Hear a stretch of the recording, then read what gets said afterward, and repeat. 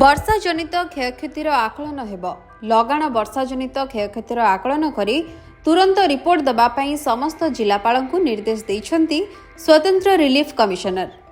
किछि दिन हेला लघुचाप जनित वर्षा राज्य में लागि रहिछि, फलरे चाष और बास प्रभावित होइछि। केतेक स्थान रे रास्ता उपरे पानी प्रभावित होइछि, माटी घर भांगी पड़िछि, पनीपरिबा फसल रे पानी जमी रहिछि। पहाड़ उपरु अतड़ा धसी गमनागमन प्रभावित होइतिला। संपूर्ण क्षयक्षतिर आकलन करी तुरंत रिपोर्ट प्रदान करिबा पई जिलापालଙ୍କୁ चिट्ठी करिसेंती एसआरसी।